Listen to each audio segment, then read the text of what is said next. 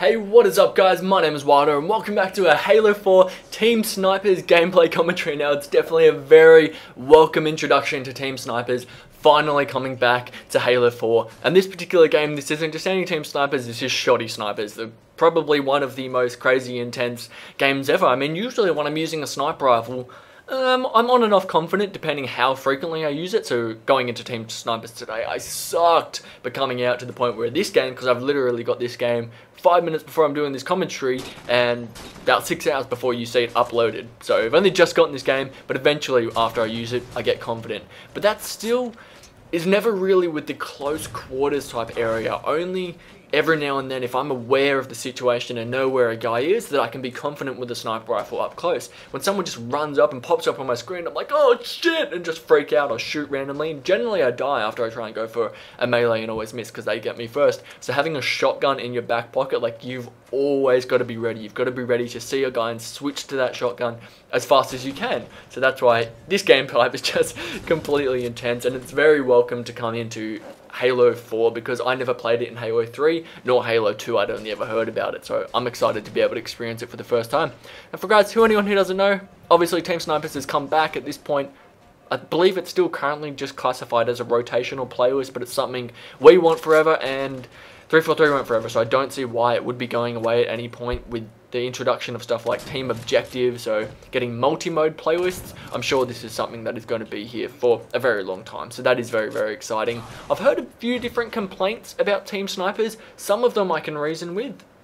Really the only particular one is just an issue with some of the maps, so the maps that are in the rotation, which is stuff like Ragnarok, which that actually I could agree with. I don't want them to get rid of Ragnarok, but the reason why people are complaining is because all anyone does is camp at the back of the map, and that, yes, I played Ragnarok literally the game before this one. It was going to be used for the gameplay commentary, and I saw it, just how bad people were camping, like at the very, very back of the base against the wall next to rocks. Like, people were camping like crazy, and that can be very frustrating. But I feel like I've come to some sort of realization with how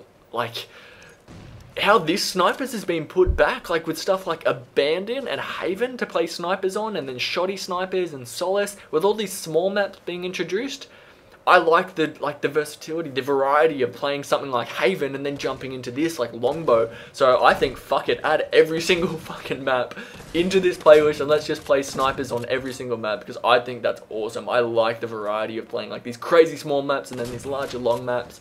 And especially Longbow, this is probably one of the maps I've played the least, but is one of my favorites. So it's great to be able to play Team Snipers, or play Longbow again by playing Team Snipers, because I've found in Halo 4, I prefer playing the objective game modes over Team Slayer. Usually it was the other way around, so that's really exciting. So I'm playing more of that, which means less of the larger maps, because I'm playing stuff like, you know, Oddball, Capture the Flag's actually on pretty large maps, but a lot of the other ones, not so much. So it's great to be able to play a few different things.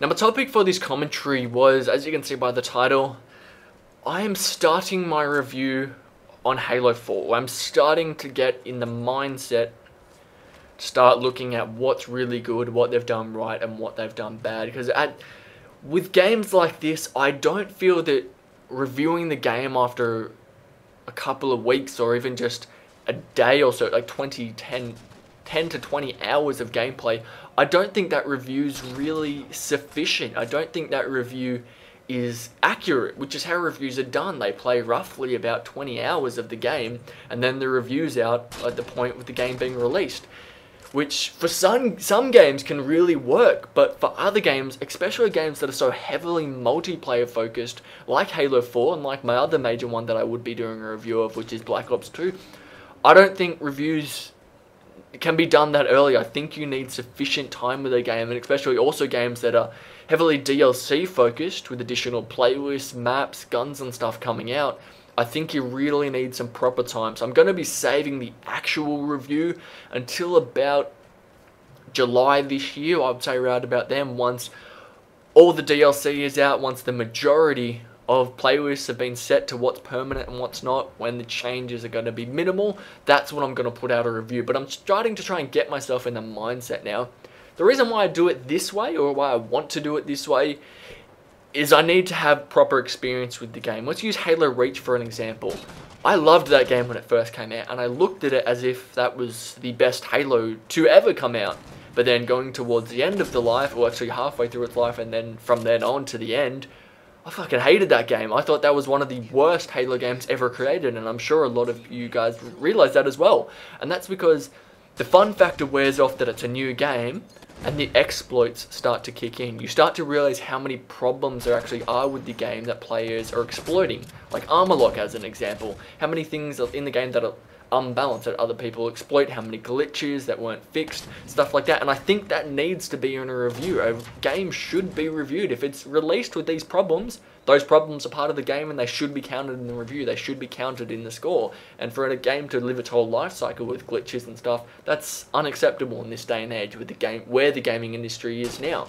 So that's why I'm going to save my review for a while. You know, I want to see how Halo 4 turns out. I want to see if in the long run multiplayer is sufficient to keep me wanting to play, or if it's something that actually goes stale really fast, because I know a lot of people are feeling that now as if it's going stale. So I want to see how that works in the long run, because if a game is really fun at first but it's only playable for so long and then goes stale, I think that should be counted. I think that should be part of the review, because that means the game was developed in a way where it wasn't exciting enough, character engaging enough. What's the other word I'm thinking of? It wasn't developed enough for the Halo community.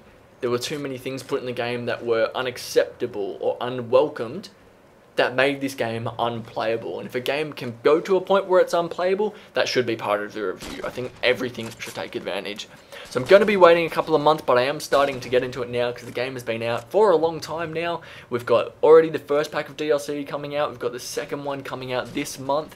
We've got playlists changing now like crazy. So lots of different playlists, multi-mode playlist, obviously playlists coming, being reviewed, taken out, fixed, and then brought back, which is Team Snipers. They adjusted some things. King of the Hill coming back, which I'll have a gameplay of Team Objective King of the Hill coming out soon, so look out for that. But with stuff like that happening, with Spartan Ops coming to an end, well, Season 1 coming to an end, I mean, Episode 10's coming out in a week. That is the last episode of Season 1. Still awaiting what will happen, if there'll be a further season. I'm sure there will be, but we're still awaiting at this point. And obviously the campaign as well, finished and played by many people. I mean, only thing you can really do from now is replay it. There are still currently Easter eggs, which is exciting. That's lots of stuff still in the campaign, but obviously most people have experienced the campaign. So with the game mostly coming to what's going to be Halo 4 for the rest of its life cycle, this is when the game needs to be reviewed. And that's really suitable for Black Ops 2 as well, because Call of Duty, sorry to mention Call of Duty in Halo commentary, but a game like that is very DLC focused. So they know, and it's set in stone before the game is out and revealed to the public before the game is out, it's going to have DLC, it's going to have this many map packs, this is how many maps are going to be in it. We know it's like that, and so that means a lot of the focus is actually on DLC. So the game should be reviewed with that DLC coming out as well. It should be noted that that's ridiculous that half the game is DLC and the other half is what you paid for, but I want all of that kind of stuff to be taken into account. So I'm going to be coming up very soon. You know, I've played the campaign through once. I'm doing the second time for my Let's Play, and then I'm going to play through that a few more times, obviously just for fun, like doing Legendary. I want to try and do Lasso, and then just enjoy the campaign because I loved it the first time around. I only waited such a long time to play it the second time for the Let's Play because I didn't want everything to be fresh in my mind of how it played. So I've waited for that.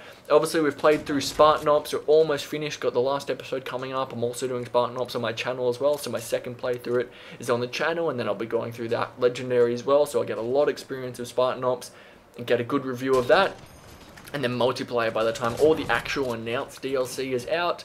And then we've got the Forge maps coming in as well now, because that's a huge thing as well. If Forge is going to be a huge part of multiplayer, why would multiplayer be reviewed before that's in? You know, we need to take that into account as well. So with lots of Forge maps now being put into multiplayer, I think the time is coming where I got to start getting my thoughts together and start getting the reviews together as well. So guys, let me know what you think of it, what you think of that idea, if you think a game should be reviewed, or I guess reviewed from the off the shelf, because I can really understand that if a game has so many issues when it comes off the shelf and then that's fixed post-launch, I think that should be taken into account as well. So I can understand if you think reviews should only be when a game first comes out. That's definitely understandable. So let me know if that's what you think in the comments, or let me know if you agree with my idea of how I'm going to be reviewing the game. I will be taking into account definitely those kind of things as a negative and positive thing, depending how they influence the game. So that's going to be coming out, or I'll get ready for it now. I'm just going to start getting my ideas together, start noting some things down. Around about June or July, one of those months, you're going to be receiving my official review for Halo 4. So I'm definitely excited to get that together. Otherwise, guys, keep out the lookout. I've got a lot of great stuff coming. I've got like some tips and tricks videos for armor abilities, tactical packages, support packages. I've got Halo 4 Let's Play coming. I've got Spartan Ops continuing with episode 2. I've just recorded that today as well, so that'll be coming out in a couple of weeks. And lots of other great stuff that's going to be coming to the channel that's Halo related. So I want to cover absolutely everything. So we've got Spartan Ops in the campaign and obviously multiplayer, some tips and tricks videos, and then we'll get into more stuff like this, just standard commentaries, because I love doing that, just a nice multiplayer gameplay commentary.